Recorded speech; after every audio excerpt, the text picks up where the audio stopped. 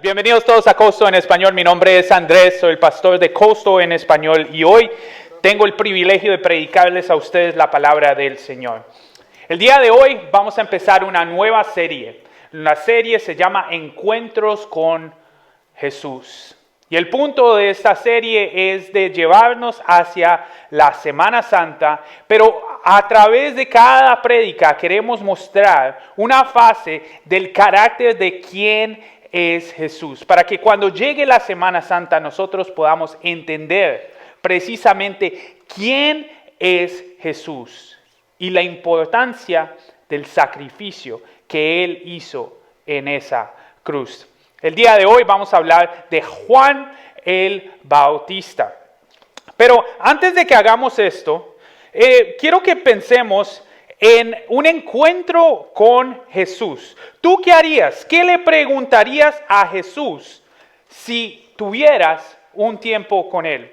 A través de mi vida, yo he tenido el privilegio de conocer a unas personas famosas. Y les quiero confesar algo. Cuando conozco a alguien que de verdad me impresiona a mí, me friseo, me quedo ahí. No digo nada. Siempre tengo muchas preguntas para preguntar, pero cuando conozco a alguien que realmente es famoso o que me importa a mí, yo me quedo ahí. Y yo creo que yo estaría bien. Si en el momento que conozco a Jesús me quedo paralizado y no me puedo mover, creo que estoy bien. Porque lo que me interesa a mí es escuchar lo que Jesús me diría a mí y lo que Él tiene para decirme a mí. En el 2000 se hizo un estudio de los cristianos y se les preguntó a los cristianos, ¿qué prefieres? $100,000 o una cita con Jesús. Ahora, $10,000 es mucha plata. Y en el 2000 era aún muchísima más plata. Pero la gran mayoría de personas escogieron un tiempo con Jesús, revelando de que el ser humano tiene una nostalgia, una necesidad de hablar y de conocer a su Creador. Y en el día de hoy vamos a hablar sobre Juan y su encuentro que tuvo con Jesús. Y a través de este encuentro, nuestro propósito es de conocer un poco más sobre quién es Jesús. Pero antes de eso, vamos a la oración. Señor, gracias por todo lo que nos has dado, Señor. Gracias porque tú no nos has abandonado. Gracias, Padre, porque tú estás en este lugar. Gracias por cada una de estas familias que están reunidas aquí en tu nombre, Señor. Y pido de que tu Espíritu Santo nos guíe en cada paso que tomamos el día de hoy. Y es en tu nombre santo que tu pueblo dice amén y amén. Como les dije al principio, vamos a hablar de Juan el Bautista. Pero primero tenemos que entender el contexto de quién es Juan el Bautista. Antes de entender su encuentro con Jesús, tenemos que saber un poco sobre quién es o quién fue Juan el Bautista. Juan el Bautista era el hijo de Zacarías y Elizabeth. Entonces, Zacarías y Elizabeth eran dos personas que eran justos ante los ojos de Dios. Zacarías era un sacerdote y trabajaba en el templo, y Elizabeth era una mujer que era del linaje de la familia de Aarón. Y los dos eran personas que eran justos en los ojos del Señor, pero ellos tenían un problema. Había una sospecha de que Elizabeth era estéril y no podía tener bebés. Y en ese momento y en ese tiempo en la historia, que una mujer no tuviera un bebé era una gran desgracia para ella. Y tenían aún otro problema, de que ya estaban mayores. Y el problema es que cada día que pasaba, la probabilidad de que iban a tener un bebé disminuía y disminuía. Cuando de repente, un día, cuando Zacarías estaba en el templo, a él se le apareció el ángel Gabriel. Y le dijo a Zacarías, Zacarías, tú vas a tener un hijo. Con solo eso, yo creo que Zacarías se hubiera quedado feliz. Pero la verdad es que el ángel Gabriel le dijo, no solo vas a tener un hijo, sino de que vas a tener un hijo especial. Miremos ahí en Lucas capítulo 1, versículo 15 al 17, donde dice de que él va a ser, el bebé, va a ser un gran hombre ante los ojos del Señor. Él no va a tomar del vino ni ninguna bebida alcohólica, y él va a estar lleno del Espíritu Santo, aún antes de nacer. Él va a hacer que muchos israelitas vuelvan al Señor. Él va a ser un gran hombre con el espíritu y el poder de Elías. Elías es un gran personaje en el Antiguo Testamento. Y él hará que grandes personas vuelvan a el Señor. Entonces el contexto de quién es Juan el Bautista. Juan el Bautista era un bebé milagro. Pero también era una persona que era predestinada para un propósito. Su propósito era de llamar al pueblo para que ellos volvieran a el Señor. Y ese es el propósito de Juan el Bautista. Y esa es su vida. Entonces, ¿cómo se veía esto?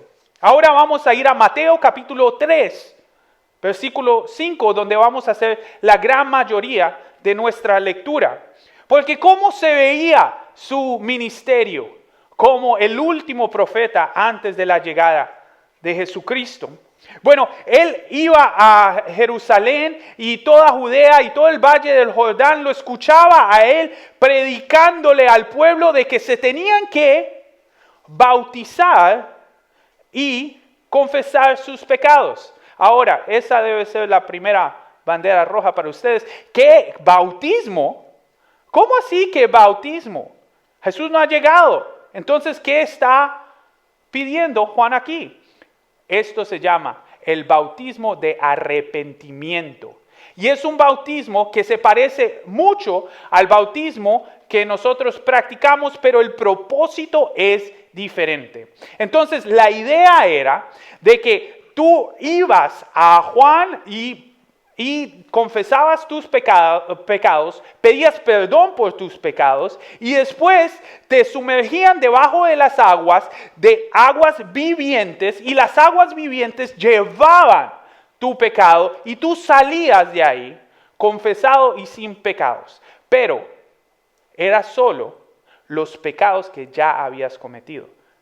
Entonces, si volvías a cometer pecados, tenías que hacer el ritual una y otra vez. Y esto es lo que él hacía. Él le decía a la gente, somos un pueblo pecador y tenemos que volver al Señor. Pero mientras él estaba haciendo esto, los fariseos y los saduceos venían a él. Los fariseos y los saduceos son los que cuidaban la ley y cuidaban la vida religiosa del pueblo. Y él los enfrentó y les dijo a ellos que ellos eran una cama de víboras. Aquí está usando palabras muy fuertes. Y les dice, ¿quién les advirtió que huyeran de la ira por acercarse?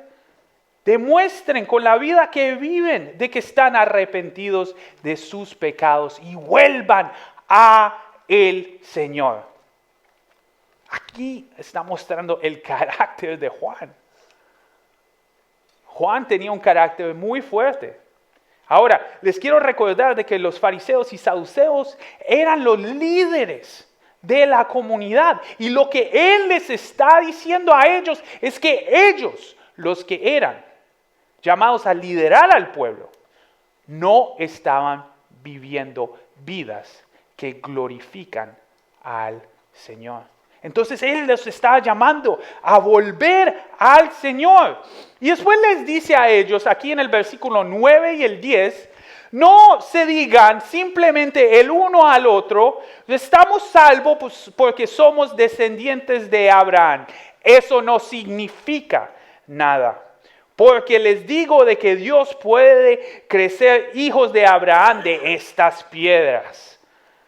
Ahora mismo el hacha del juicio de Dios está lista para cortar las raíces de los árboles.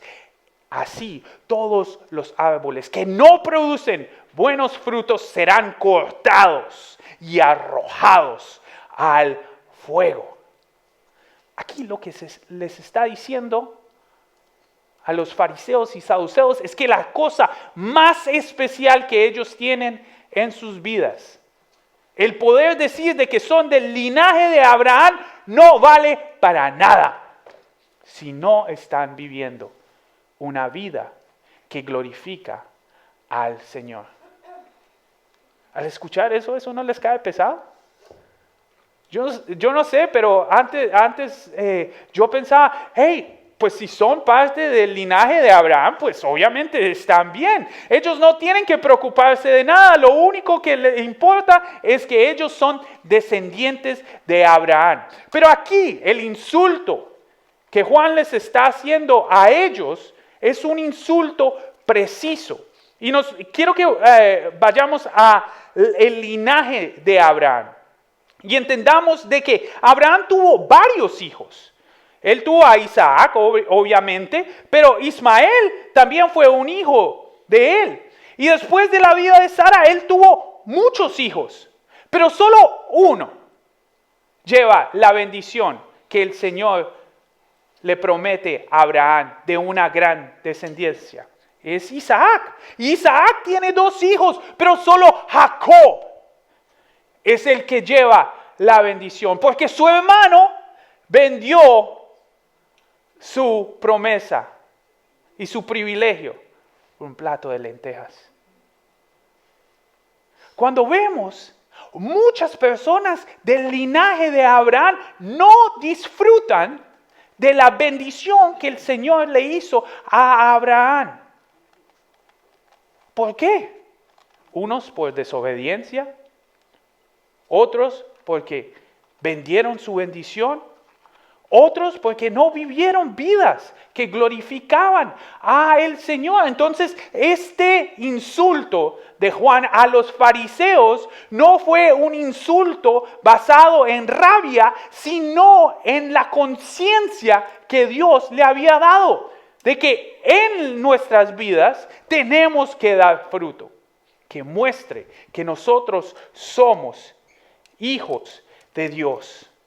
El ministerio de Juan estaba centrado alrededor de 4 cosas.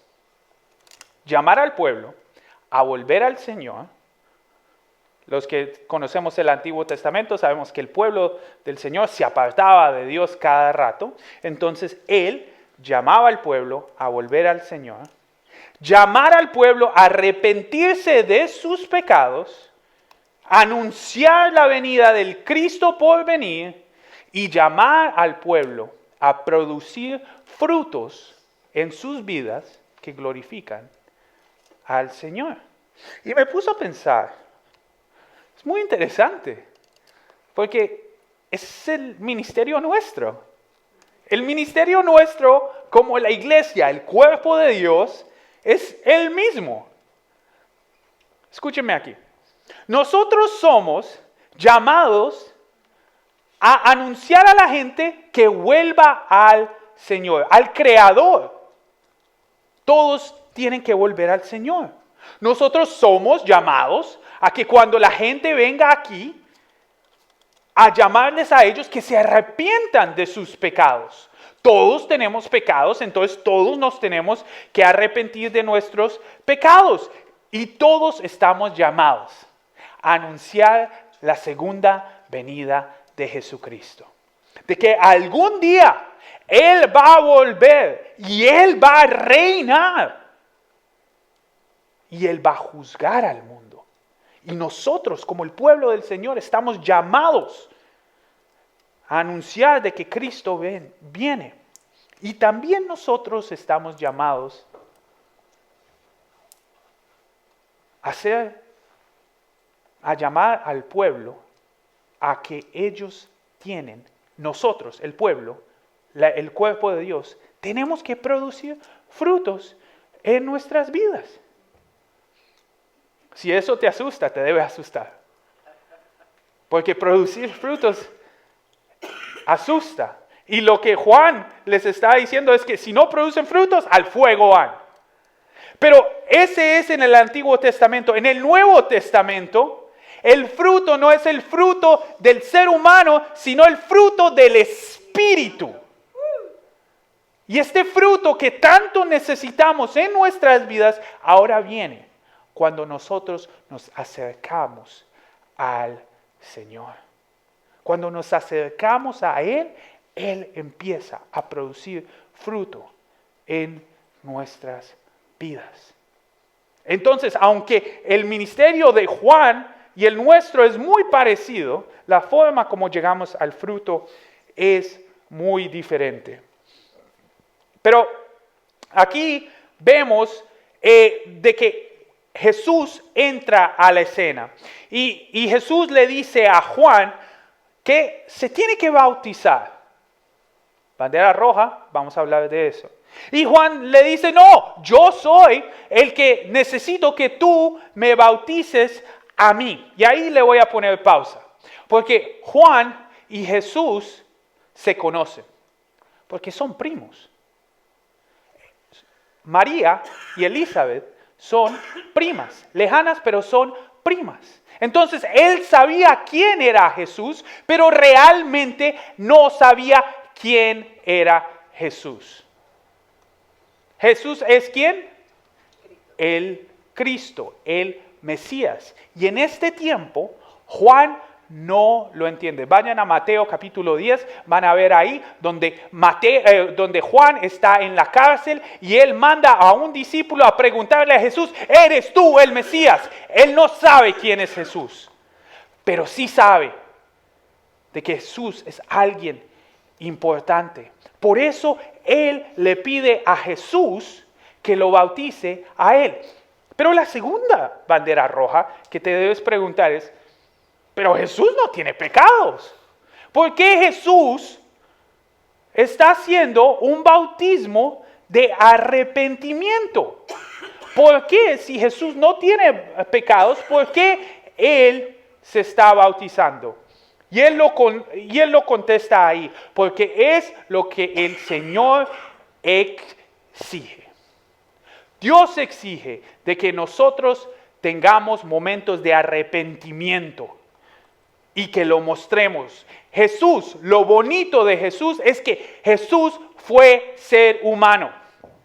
Jesús fue tentado. Jesús sufrió. Jesús se rió.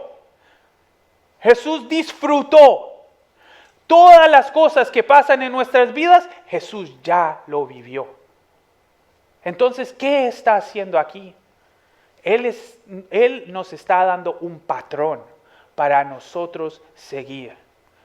De que cuando nosotros empezamos a seguir al Señor, nos tenemos que bautizar.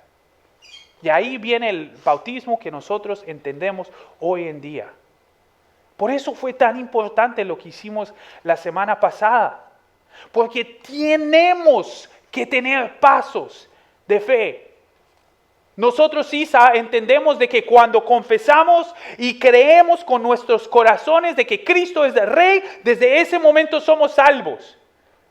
Pero tienen que haber pasos donde caminamos en esa verdad. Y el bautismo es el primer paso donde caminamos en esa fe.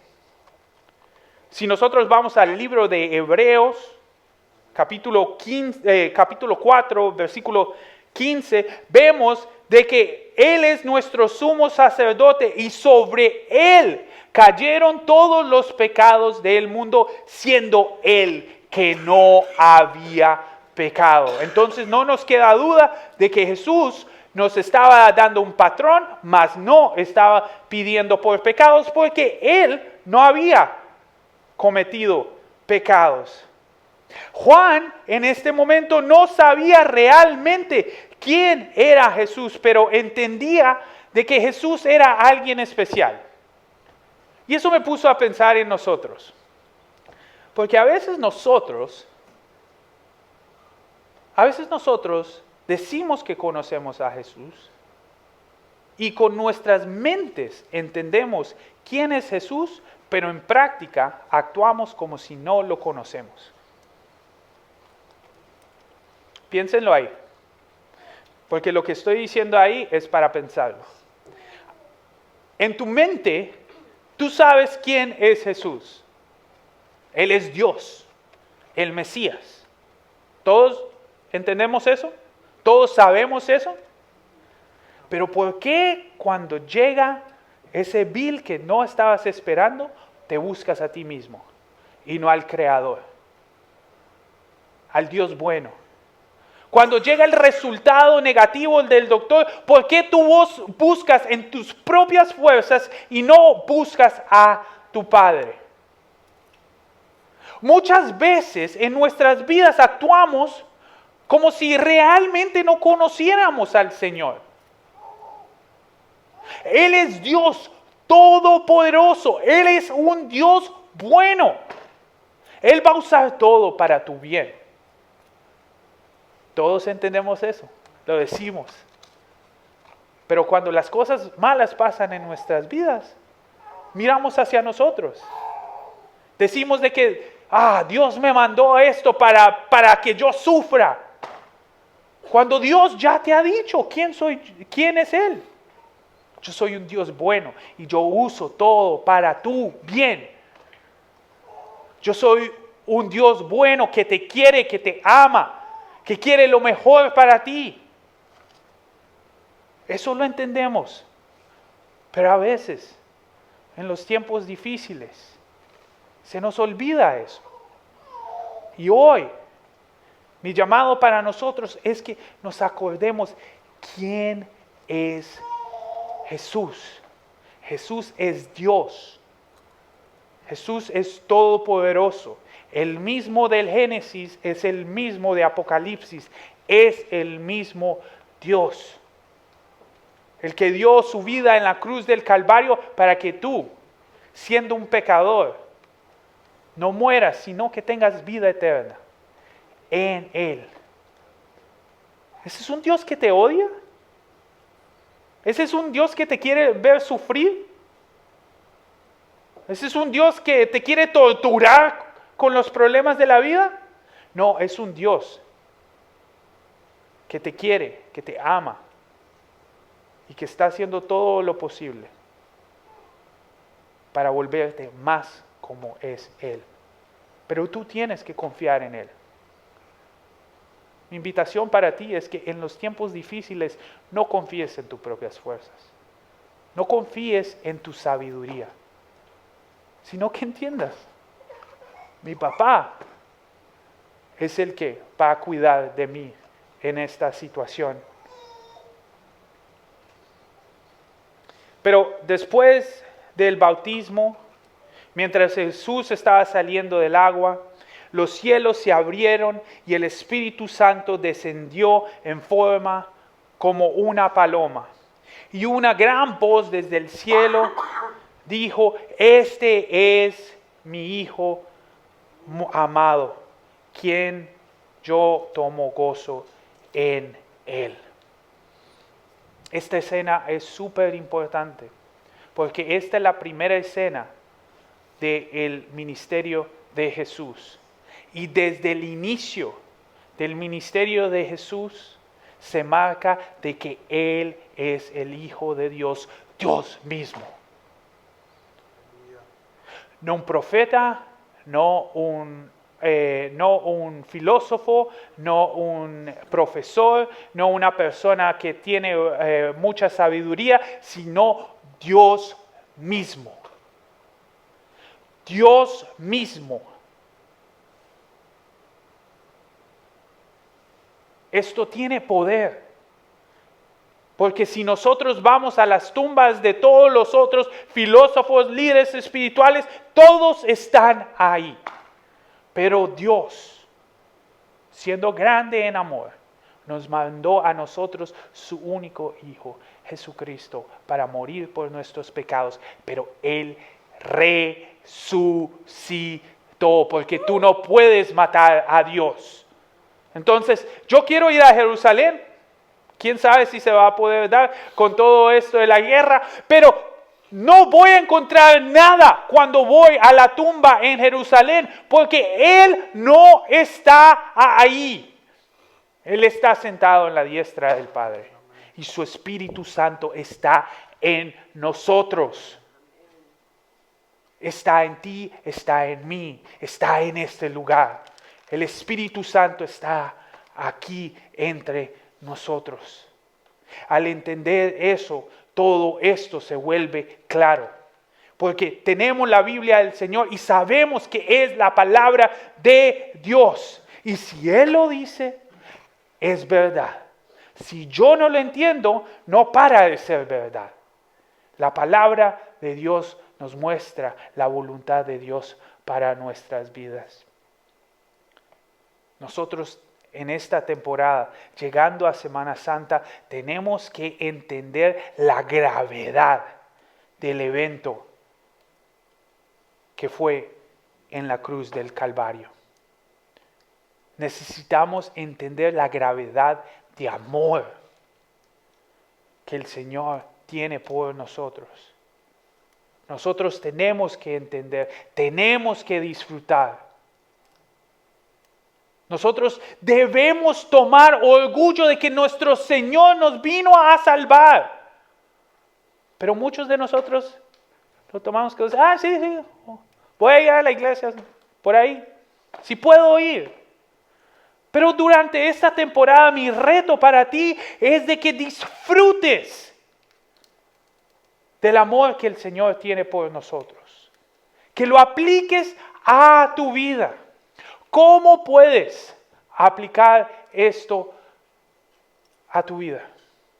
Primero, si hay un pecado en tu vida, arrepiéntete de tu pecado. Todos siempre vamos a tener pecado mientras estemos de este lado del cielo. Siempre. Pero nos tenemos que arrepentir de nuestros pecados. Constantemente debemos vivir una vida arrepentida de nuestros pecados. Una vida que demuestre de que hay dolor en nosotros por nuestros pecados. Pero también una vida que refleje la gracia que Dios tiene por nosotros. Que si yo con un corazón genuino voy hacia Él y me arrepiento de mis pecados, Él me va a mostrar gracia. Tengo que reconocer de que hay solo una autoridad real en mi vida. No es tu jefe, no es el gobierno americano, no es nadie, sino que es Jesucristo. Y nada pasa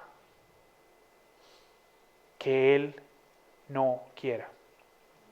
Él es la máxima autoridad en este mundo. Y Él usa todo para el bien.